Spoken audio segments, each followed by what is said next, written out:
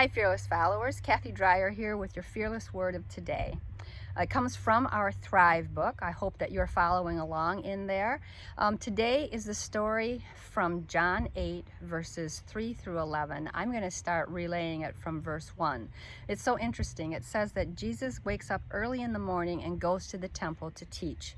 Now, while he's teaching, some scribes and Pharisees come in with a woman, and they are righteous indignation 100%, saying they've got her. She is guilty of committing adultery. And it clearly says, Moses, they say, clearly says that finding a woman, catching a woman committing adultery requires stoning.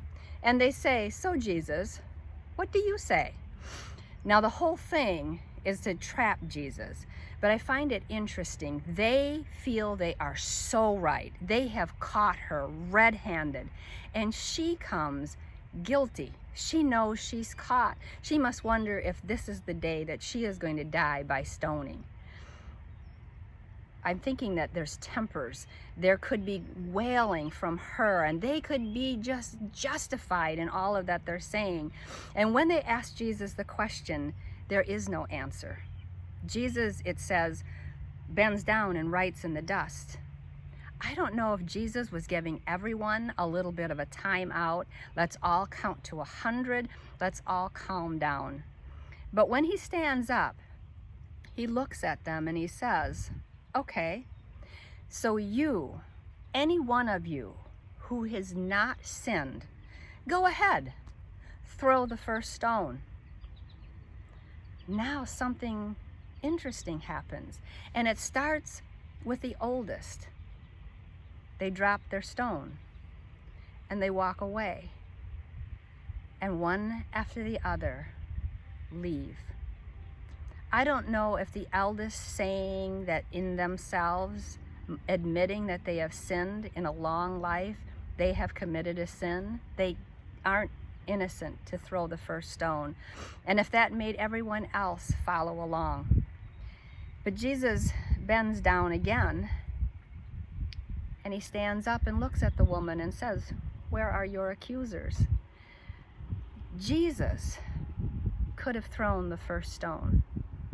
Jesus was the only one in that crowd that was innocent, that had committed no sin. He could have started the stoning.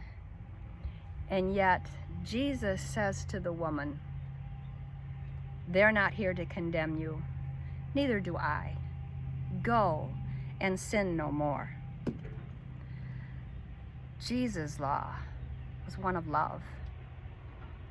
I don't know if I would love for you to go back in and read the story. Where do you find yourself? Have you caught someone red-handed? You know that you have right on your side? Or have you been caught? I want you both to come to Jesus, because Jesus is going to tell you out of a heart of love what to do. If you've no sin, cast the first stone. If you have sinned, you are forgiven. Go and sin no more.